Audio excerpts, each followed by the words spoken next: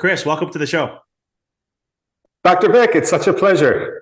Oh, I'm excited to have you on. I mean, just before getting on here, just chat with you a little bit. I know this is going to be you're speaking my love language in so many ways. We're going to be diving deep into what you're up to, what you're doing, and so much more. So, thanks for taking the time. My listeners know I like to get into things, so I'm very curious. How did you get into what you're doing today? Like, how did life kind of straight path, kind of pinball machine effect? I mean, how did it get you to where you are today?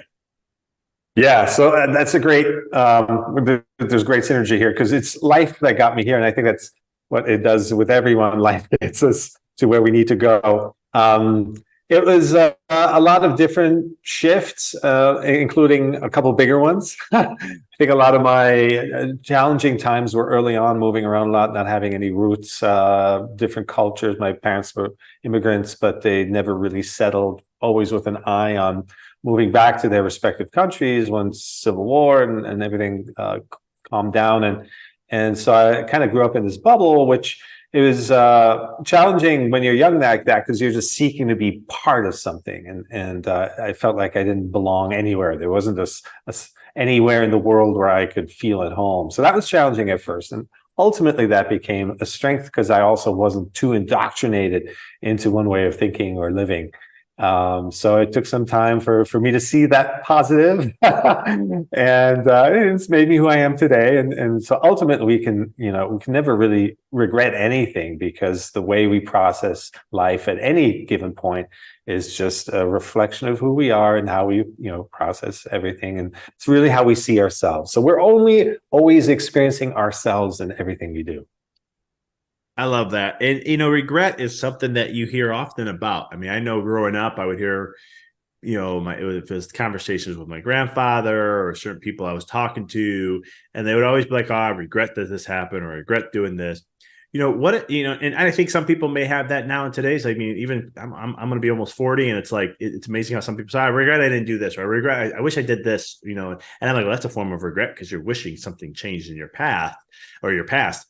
What are some things that I'm just going to pick your brain on this. When it comes to regret, how to see past that and how to really look at that. Cause like you were sharing, like I moved around a lot, didn't have a lot of roots. Right. So you could have looked at it and said, that's not a good thing. But then you shifted perspective over time and we're like, yeah, but there was also a strength because X, Y, Z. Yeah. It's really coming out of resistance to, everything. Most of our challenges come from wanting the situation, wanting people to be somebody they're not. It's just a form of resistance, and then we're kind of always stuck in the past, be it way in the past or even just today, this morning, right? Lingering on things, amplifying things beyond their shelf life. And so there's a kind of a forward momentum that happens. I got into meditation and started going to retreats and just a lot of mindfulness and watching videos and looking at more and more looking at the lesson, right? The reflection in everything. What is it saying about me? So especially when we feel triggered, it's pointing to something, right? It's pointing to something inside of us that needs attention, usually love, self-care, so some neglect or some wound that we need to heal. So then we shift into this mindset where like life isn't just happening to us. It's happening firstly because of us, because of who we are. That's why we see things. And then we shift gradually into, life is ultimately, it wants us to heal. It wants us to grow. It doesn't want us to stay small and lonely and scared. It wants us to be whole. So life is really happening for us. It's our greatest teacher. So is it like you're saying it's not only just the greatest teacher, but it's like our best friend looking out for our best interests? Yeah. It's really the love for creation is at our core, right? When we create anything with the best passions that we have, it's because we want to create something. So everything that's been created ultimately has this love of creation behind it, in it. And so when we get out of the past and future thinking and the self-critical thought and all that, and we start to experience ourselves as this love of creation, and then we become it, and that's when we feel more like we're part of the greater experiment, as you like to say. Yeah. So I mean, because when you're sharing it like this, then how does, the energy and the aspects of victimhood doesn't exist then, right? Because if Yeah, everything's it just happening, doesn't. okay, good. Yeah, no, exactly. It's just you're just there's a forward looking of curiosity that we approach every situation with. It's like, let's see what happens next, right? You just don't look back anymore. You learn what you can, and you keep building kind of this positive forward upward momentum. And that's when we see the opportunities that we otherwise wouldn't see if we were mired in the past. That's when we feel the just the vastness of everything. It was like, we can't predict any of this. Life is happening in such amazing ways. So may as well just be along for the ride, as opposed to thinking like you can determine the ride. And it's amazing when you bring that up. That's how I was when I started learning universal laws and learning about quantum physics and all this stuff. And I remember I was like, oh man, I feel like I'm learning about the rules to life here, like this thing. And I thought all of a sudden, I'm like, I can predict, right? They say think about it, you whatever, and it's just going to happen. I'm like, done deal, got that, makes logical sense. And yeah, life beat me up for about 5 years. Although I had success along the way, but it was beating me up in ways because it was like it wasn't happening as fast as I wanted to. It wasn't happening the way I wanted it to, and life just kept showing up like there's let go, enjoy the ride, enjoy the ride. And I think where I'm at in life now, it's kind of that thing where I'm really trying to learn, and I'm not a surfer by any means, but it's like a surfing. I could see like life is like a surf. You're surfing, and sometimes you get some big waves, sometimes you get some small waves. Sometimes the wave's so big it knocks you off. But you get back on the board, and you say, okay, what did I not do? What did I miss here? What did I not feel? What was going on that allowed for me to get knocked off on my butt or into the water? And you continually just keep looking at it, because waves are not going to come the same every time. Life's not always going to be the same, but if we can flow with it and let it just guide us and just know that we control one Mm. thing, um or well, ourselves in other words, but then it makes it a little bit more exciting, and it becomes more of like an Yeah, experiment. I'm testing it out. Let me yeah, test yeah, this yeah. out. Let me try this out. Let me do this. Oh cool, I learned that actually worked. This didn't like it, and so forth. Yeah, the surf analogy is really accurate too, because you have this awareness of something greater than you. And you often hear like the drop in the ocean, and I think all psychology, all ancient texts, everything, as long as you carry the awareness of something bigger than you, then that's where you heal, that's where you grow, and you come out of this the smallness and the anxiety, this anxious little place that we get into when we're just lost in thought all the time and overthinking things and trying to predict the future ultimately, right? And when we live in our head so much, then none of that leads to happiness and really experiencing one's own greatness. So being in tune with that greatness and riding the waves as they come. And so when you look at surfers, that's why they're so addicted to the sport, because it's like you're out there and you're just observing, you're flowing, you're always looking forward, right? Where's the next wave, the swell coming, and so that's a totally cool analogy. Yeah. Yeah, I mean, you can't say it came from me per se, because it was one day I was doing a breathwork session, and that's what showed up, and it was just showing for where I was in my life. And I was like, and I was with a shaman and a bunch of us, and I was just sharing it. And I'm like, I'm not a surfer, just FYI, I don't surf, but I was like, this is what's coming to me. But it's interesting to learn to let go, because I think it's a program, it's a conditioning that us to fear in some way, like we have to do right, because like when I work with business owners and stuff and things are getting tight, let's say they're having lean months or financially they're going through something, in their mind the immediate response is I gotta act, I gotta do. And I'm like, no, reflect, tap in. Why do you have to do right now? You're coming from a vibration that's lack and scarcity. I was like, you're just going to create more of this. Take a step back. Let's reset. Let's get back to balance. Let's get back to just being. Go enjoy a weekend. Just go take a day off. And like, I'm hurting financially. And you're telling me to take a day off. I'm like, trust me, you'll thank me. We're looking at the long term game, not the short term. And Yeah. it's one of these things where we with that, but then also I brought it up earlier, like this whole thing of being a victimhood in life, and every we're taught to this construct of, well, this happened to me because of this, or I'm not thriving because let's go look at the economy now, or look what happened here, look what happened there. And how do we start to, and I'm going to use your terminology, how do we start to be you? How do we start, not in the essence of you, the individual yourself. I'm just saying as an individual of us being ourselves. How does that journey Yes. begin? How do we start to change away and break away from that mold so that we really can start tapping into this beautiful, infinite potential, expressing and sharing and just living life beyond what we could ever imagine? Big question, by the Yeah. way. So no, yeah, I love it. And so it is central to, my book and my retreats and all that. And it's ultimately coming out of our head. That's where all the noise is. That's where all the limiting beliefs are. That's where the victimhood is. That's where the reactivity comes from. And that's really, we're conditioned to live in our heads and try to control and steer and predict, life. Which it can't, and then we're always in resistance to it because we have these expectations of how it should be going, and then how it actually goes. So it's coming out of that headspace altogether. It's not trying to like fix it with the very tool that got you into kind of the trouble and the tight spot in the first place, but it's to sink into the wisdom of our body. That's where you mentioned breath work, meditation, just everyday mindfulness, using every single opportunity to connect to our senses. That's what keeps us present.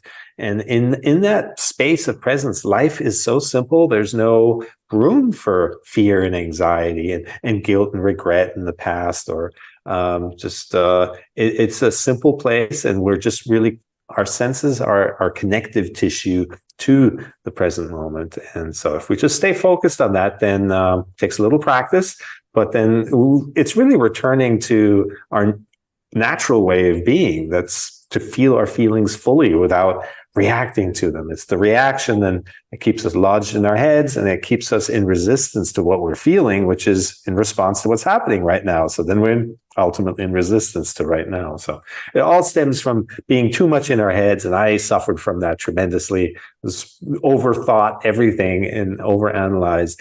And then, I just realized along the way, it wasn't making me feel good after long debates. And you just have to rewire the brain to come out of that mental reactive place. You can do it. I do retreats, in-person retreats, or personal mentoring, and even within a few sessions, after decades of living one way, through the mental lens, we start to come out of it, because it really takes a lot of work to be in resistance. It's a hard way of living, and we don't really recognize it till we recognize it. So coming out of the body, that is our natural. That's where the flow kicks in. I love that. I mean, it really is. I mean, you have to spend, it's kind of like, I remember reading a study one time, and it was about men, how much they would spend. They would spend double the amount of time and money and resources to prevent a rejection. And this was like in a dating thing or something, than it is to go through the rejection and just learn from it. And another analogy could be like swimming upstream is so much harder than going downstream. Right. That's exactly it. It's like, I remember one time somebody was like, be like a turtle. If you ever watch a turtle in the ocean, when the wave comes, they don't fight it. They just let the wave do what it's going to do. And then there's a moment where they start to swim. And then the wave comes and they just let it push it back. But they are moving forward. It's just, a little at a time. And the turtle can do that. And they're moving slow, but they do not fatigue out. And I remember I was in Mexico, in Cancun one time, and there was a big sea turtle just right there. And I was like, let me just see how this works. So I'm like, let me see. Here's my experiment. I'm going to sit here, stand in the water, and I'm looking at it. And literally the wave comes. It just lets out. The legs open up and it just lets it go. And as soon as it comes back, it starts swimming. And then the wave came, and I was like, there it is in action. I hear the analogy, but I actually got to see it. And it's a lot of times I always say resistance is the cause of all suffering, because we are in our mind, creating these models and our preconditions and our subconscious and ancestral stuff and all these things that come passed down into us and programmed to where this is how we think it is. And instead, taking that step back, I always share with on the podcast, I've shared this in my books, and even with clients, I always say, like, your mind at this moment, whatever happened, let's say an event happens to you, and in the immediate reaction, you're like, this is not good. Oh my goodness. Your mind only can see 0.000 like 0.01% of all of what is going on with that one event. And so we can hold in on that little tiny piece, or we could sit back, like you're sharing, tapping into the body, using mindfulness tools and things like that to get into that present, to allow to see, if there's something greater, I just know what can I do? Let me take care of me. And I'll eventually get clear headed. I'll eventually get back to that centeredness. And then I can feel and see where this is going to get. And maybe not, but maybe over time you can. Yeah, That's and that's a great analogy. I think it's the one of the elephant that we hear a lot, where seven blind men walk into a room and they all kind of grab onto an elephant, one piece of it, and they think that's an elephant. And so it could be, a bottle brush when they grab the tail, or a tree stump if it's the leg or something, and it's only a piece of the reality. And so yeah, we just have to stay open to seeing things from all perspectives.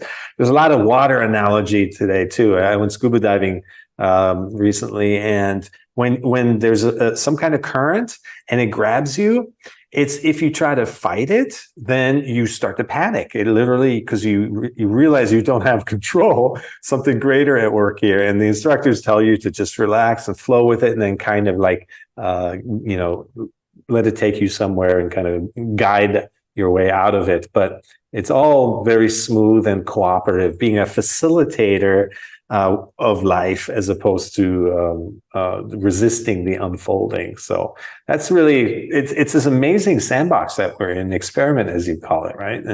And rather than think that we can figure it all out in our heads, which is a tiny little fraction of reality, like you were saying, of what we know, just a handful of beliefs, which ultimately every belief is a limiting belief. And because we just can't know the full breadth and scope and depth of things. So yeah, it's an incredible experience while we're here, and we should make the most out of it. Amen to that. Now, one of the things I was telling my wife this last night, literally, I was talking to her and I was like, I really think there's nothing bad in life. And I mean this in many different ways. People like to come with all their, with the stories and all the baggage and all these other things. I'm like, hold on, you have to understand. I really believe life is really here to just, it's there to give. Like everything always works out. It was something, I got some news on Monday night that was kind of like shocking and not a good way. It was something with business and I couldn't believe it came up this way. And I was like, what the heck? And my initial response is my knee-jerk reaction was like going down a rabbit hole of negative stuff. And I said, hold on, let me take a minute. And I told my wife, the next day came, I said, I moved all my stuff to the following day. I said, today, you and I were just going to center, relax. I'm going to meditate. I'm going to hang out with my daughter. I'm going to do just connect in that energy, in that space. By halfway through the day, I was in such a peaceful place, in such a centered place. Things started to turn around with that information I got. And then another opportunity, because I said, this is all going to work out. There's something better. Then if this isn't going to work, then something better is coming for us. And then all of a sudden I got another message of another possible opportunity that's coming up. And I'm like, see, and if I didn't take that time to be peaceful and just center and just take a moment, not get in my head and create all these scenarios, because I almost wanted to. My wife's like, you're going down that path. I'm like, I know. Let me just get recentered and then I'll be good. And all of a sudden it was like, yeah, here we go. And then things turned around like that. I mean, within 20, it's amazing. We could write a movie just in the last 3 days. Like you think it was just like, this only happens. It was interesting. Like, here's this gets shut down. And 24 hours later, the deal opens back up potentially. I say potentially because it's more on us than anything. And then all of a sudden, then another deal came out of nowhere too. And I'm sitting there going, what the heck? You can't make this stuff up. And it's one of those things I always tell people, when you allow life to guide you and all you have to do is just center yourself and let the stuff just do its magic. You're not projecting energy that is going to, because right, you said it happening, life's happening because of us, right? And not to us.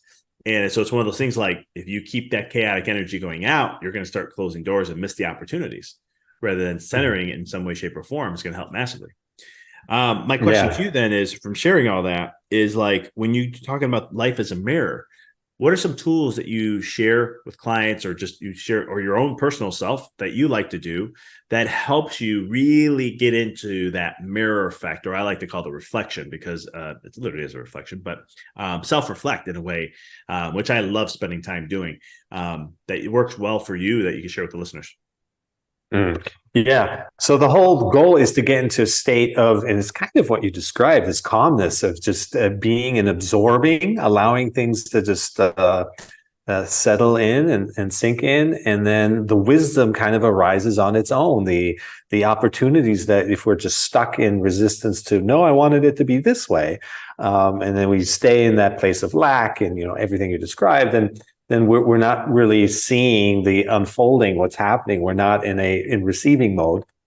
So how do we put ourselves in that calm space? Well, one of the things I focus on, and when I work with private individuals as well as groups, and also at my retreats, is to look at mindfulness not as sitting in meditation in the morning, some separate activity, and then you have the rest of your day, but rather use the existing routines to deepen your experience. And it's usually, again, the little things, like when you're making your bed, feel the fabric. There's a reason why, in the military, they make you make the bed. They want you to start the day on a positive momentum, a sense of accomplishment. And these little moments, they build up. And so it's all about, lots of books have been written on the 1 degrees that ultimately day by day turns into, big change.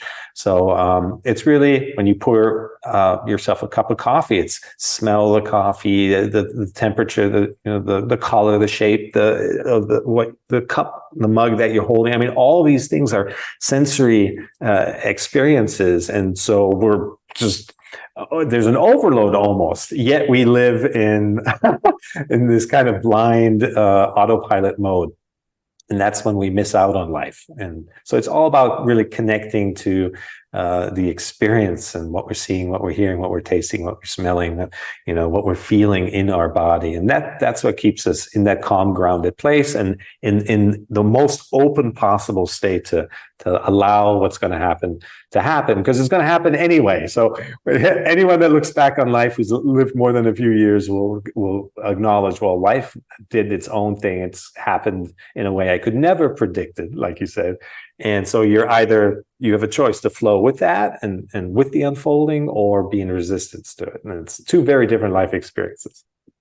And I love that. And it's so true. I mean, because life is all about contrast. So you're going to have, no one has, like, because my mind got hooked in back in the day with law of attraction, was like, oh my God, life can just it's all about me at the end of the day and my vibration. So everything can just keep really going up, up, up, up, up, and it'll always be great and everything will be dandy and wonderful and so forth.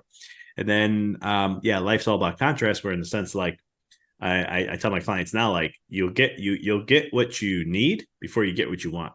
And you have to transform that stuff of where we are to help us get to where we want to go.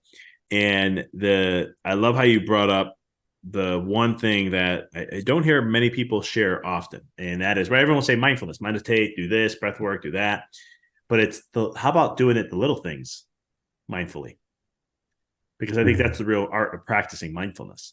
It's not like, oh, I can go meditate. And I did this. I meditated for I've been meditating for now, what is it? 15 years. But I was very committed to where, like, I'm meditating every single day. I'm going to see how long this goes. Not miss one day. It could be a 2-minute meditation. It could be an hour meditation. I'm going to meditate every day. And I went almost 4 years straight. And what I learned in that process was like, yeah, I'm in a great peaceful state. I'm centered. I'm sending love messages to my wife and everything, all this stuff. And then my wife will see me like an hour later and I'm cranking in work and doing stuff. And she's like, where's the guy that wrote me that message? Where's the guy? She's being the mirror effect, right? Your partner is a great, and I'm going to ask you that question in a little bit. And so it was one of those things I was like, interesting. I need to do the mindful things daily. Not the meditation's important, but it's the daily things I'm doing that's even more important. So I appreciate you sharing that. And so the mirror effect is life just a complete mirror then? Showing what we have within, just to tie everything together, what we talked about, right? Because we said life is happening because of us, and eventually it wants to work, life will happen for us. But is just life a mirror effect in essence? Yeah, ultimately, we're only experiencing ourselves. It starts with us, it ends with us. It's all about becoming more self-aware. And as our self-awareness grows, so if we can be aware of our thoughts, well, then we're not our thoughts, right? If we can be aware of our feelings, well, then we're not our feelings. What are we then? Well, we're the awareness. We're the container of those experiences. So the more we stay on the side of the container, the more we become bigger than any situation. There's nothing that can get at us or harm us or bring us down if we stay in the bigness, the vastness of our awareness of it. And so that's a muscle. Self-awareness is a muscle like anything else. And we can nurture it all day long, as opposed to just a one-time gym visit and then it just becomes a chore. Rather, seeing every opportunity to, even somebody who shows up late for a meeting, rather than being in resistance and blaming them, use that gift of that opportunity of unexpected time, just a few minutes, to reconnect with your breath, or to look around and admire the environment, the decor, the people around you. If you're waiting in line at the coffee shop, and just observe, even heck, start a conversation. Everyone's got a story. There's no such thing as an ordinary life. Everyone has extraordinary experiences to share. So there's so much magic constantly, and all we have to do is really stay out of this incessant stream of thinking, which really, when we're lost in thought, is when we're not here. That's when we're cut off from all that unfolding of life, and we're not really alive. I think some people say we're upward of 80% of the day we're lost in thought. And we spend so much time in longevity and investing in our health and wanting a good long life. But when we're, spend 60 out of our 80 plus years lost in thought, that's a lot of time not actually being here, not actually living. So mindfulness and really staying present with the experience, engaged with what we're doing, using our senses as the connective tissue. That's what it's for. I mean, you look at nature, that's the tree. When the storm wind comes, it bends, it knows that ultimately it makes it stronger. And it also knows that the sun will shine again. So those are the seasons of life. And it's all about just, accepting things, because they're all here to show us who we are and make us come out of the smallness of our beliefs. I love that, brother. That's a great way to wind up this episode. How can people find you, follow you, your book, what you're up to, classes, your retreats, all that good stuff?